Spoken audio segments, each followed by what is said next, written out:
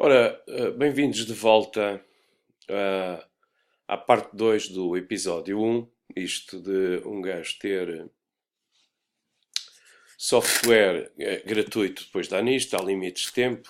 Tenho de arranjar tempo para comprar o software que me permite estar aqui a fazer discursos com a duração do tempo do Fidel Castro.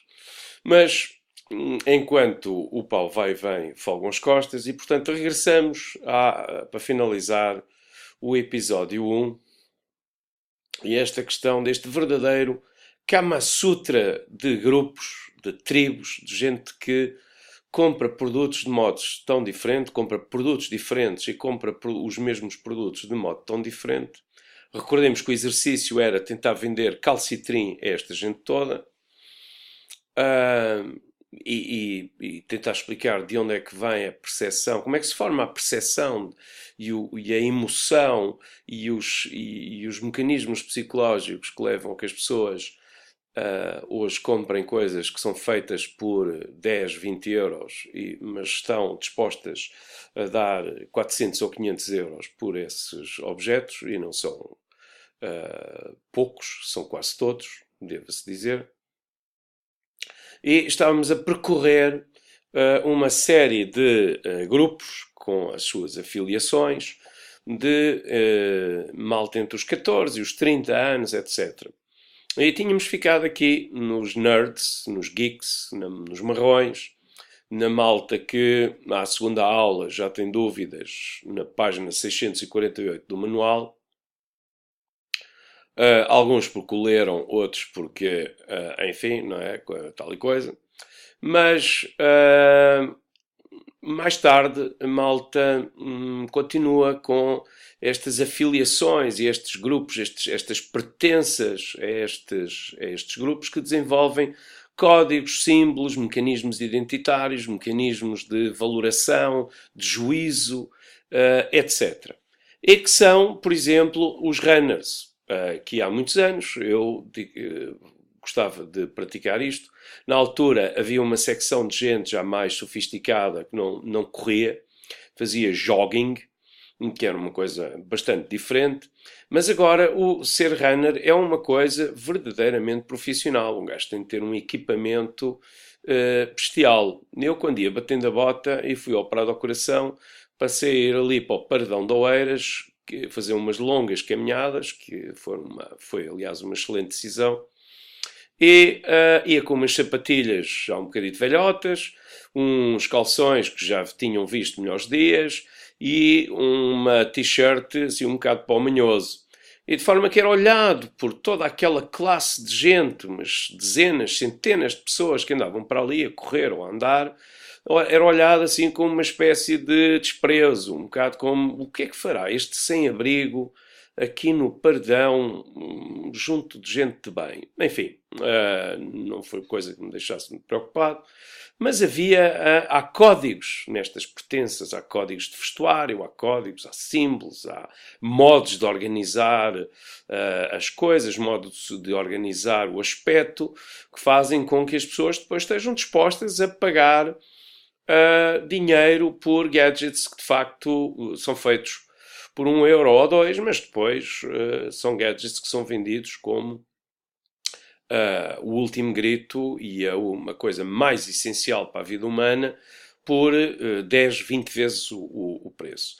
Não são só os runners, são também esta curiosa malta, os bikers, que também têm os seus rituais, enfim, os seus mecanismos de pertença, todas estas coisas, e que, portanto, estão dispostos a pagar pelos produtos um disparate de dinheiro em relação àquilo que é o custo industrial da sua criação. E quem diz os bikers diz os cyclers. Eu, aliás, já que há uns tempos estava tentado a comprar uma bicicleta, fui ver, mas vi que era preciso um gajo para comprar uma bicicleta hoje ter um curso de uma licenciatura em microeletrónica, termodinâmica e relações diferenciais de quarto grau, para um gajo perceber toda aquela sofisticação. E a pessoa que me estava a explicar aquilo, aliás, fazia um certo esforço e uma de contenção por não evidenciar um enorme desprezo que tinha por eu não estar ali a perceber que aquilo era mais do que 2 pedais, um carreto e 2 rodas. E, portanto, há todo um conteúdo cultural, idiosincrático à volta destas coisas todas. E, portanto, ou a gente pertence ao grupo e à comunidade de prática e percebe os mecanismos e as subtilezas, ou então somos uns leigos que estamos ali, estamos fora do grupo e, portanto, se a gente quiser pertencer, vamos ter de pagar vários tipos de preços para entrar nestes grupos. Ultimamente apareceram estes grupos também, a malta gastrónomos e malta que potencialmente vai ter Michelins lá em casa daqui a nada. A malta que exibe várias coisas da anatomia humana e também de aspectos cognitivos à vista de toda a gente e faz mesmo, tem um certo orgulho nessa questão. E finalmente pessoas que são meramente existem, ocupam alguns lugares ou enfim ocupam vetores de espaço e tempo e outras pessoas gostariam de emular, gostariam de copiar, etc. E portanto esta gente depois consegue vender todo um conjunto de coisas com o seu nome que valem mais ou valem menos conforme o grau de importância, que é em geral relativamente efêmero, mas de qualquer maneira, durante algum tempo estas pessoas ocupam um espaço importante. Claro que ainda há os pet lovers e as donas de casa que são adeptas daqueles programas da manhã e que seguem com particular devoção todas aquelas peripécias e aqueles comentadores e aquelas pessoas dotadas de profundo conhecimento de quase todos os assuntos que preocupam a humanidade desde há 4.000 anos para cá e que também depois lhes recomendam que comprem, que adotem, que usem, que mostrem, que exibam determinado tipo de produtos. E portanto tudo isto nos ajuda a explicar a forma como como toda a gente compra coisas. Eu confesso que aqui há uns anos estava numa fila, já há muitos anos, os meus miúdos deviam ter uns 7 ou 8 anos, para aí, ou talvez menos, e eu estava numa fila no multibanco, no BCP em Cascais, ali um pouco para lá da estação. E, portanto, como imaginam, em Cascais a distância social é relativamente grande e de modo que um tipo que está em quarto ou quinto lugar na fila do multibanco para o BCP está já perto do Cascais Vila, não é verdade? E entretanto eu via com alguma dificuldade uma senhora que estava a proceder a uma série de operações na caixa do multibanco e ao lado tinha uma criatura que tinha um cap, que eu não sei bem o que é que dizia, mas o cap era utilizado da maneira própria. Tinha uma t-shirt, salvo erro a dizer Kobe 24, portanto dos Lakers.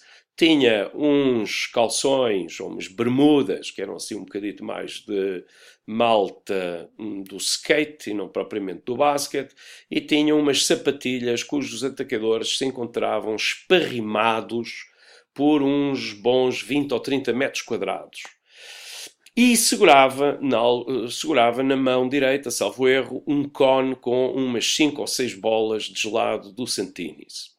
E eu recordo-me de estar a olhar, enquanto esperava pacientemente que a fila avançasse, recordo-me de estar a olhar para aquela criatura ao lado da senhora, que estava a proceder aos pagamentos, e pensar para mim, sendo eu um ateu, enfim, mas estava a pensar, Deus me proteja de que os meus filhos um dia venham a ser assim. Eu era mesmo aborrecido, preferia que eles fossem assim um bocadinho mais, enfim, convencionais e tal, não tivessem este aspecto. Entretanto, a senhora lá finalmente cerceou ou finalizou as suas operações e vinha a fila, entretanto, avançou, eu também avancei, e eis quando, senão, vinham a senhora e aquilo que eu presumi ser o filho Mas não, era um cavalheiro e à volta de 55 anos, o marido, suponho eu, lá vinha com as bolas de Santini e com o resto de todo aquele material. E eu recordo-me de imediatamente ter pensado, epá, se tivessem aqui os meus filhos, eles eram capazes de dizer ou pensar, epá, Deus nos proteja de virmos a ter um pai assim. E eu confesso que na altura, enfim, pensei, ora, aqui está um lídimo representante desta classe dos eternos adolescentes, que são umas criaturas muito peculiares no que toca a padrões de compra. Basicamente, sendo nós, do sexo masculino, bastante otários a comprar, estes são aqueles que são mais fáceis de dar a volta e de comprar coisas que realmente não precisam e comprar as coisas por preços sem discussão e absolutamente astrofísicos. Ora, muito bem, em face de toda esta diversidade, o desafio que fica aqui, caso queiram aceitar, é como é que nós conseguiremos vender calcitrim a esta gente toda. Aqueles meus alunos mais tradicionais já sabem que podem utilizar, é um problema clássico para a matriz de Ansoff. Não é preciso conhecer a matriz de Ansoff, coisa nenhuma, é só tentar perceber como diabo é que a gente vai conseguir vender calcitrim a esta gente toda. Porque, reparem, o calcitrim é uma coisa utilíssima, é possivelmente uma das maiores invenções e inovações desde a roda e faz bem a quase tudo. De forma que, lamentavelmente, está a ser só posicionado para aquelas pessoas que já até têm pouca possibilidade de se deslocar para ir comprar, ir àqueles sítios onde... Eu nem sei bem onde é que se vende o calcitrim. Suponho que tenha a ser encomendado pela net, ou enfim, mas nem percebo lá muito bem da estrutura de distribuição. Veja que a comunicação é muito dirigida a pessoas que já não se movem muito, etc., e que, portanto, é um segmento no ciclo de vida já relativamente afastado dos anos de ouro, não é verdade? E dos anos de... não faço a mínima ideia. Enfim, pouco importa. Mas como é que a gente venderia calcitrim a 100 euros a pílula, o comprimido, a esta malta toda? É o desafio que fica e... espero as vossas respostas e desejo a todos boa sorte. Não me despeço com o habitual stay tuned, despeço-me antes com uma expressão que era muito querida do meu pai, que é até à próxima, que é mais certa. Obrigado.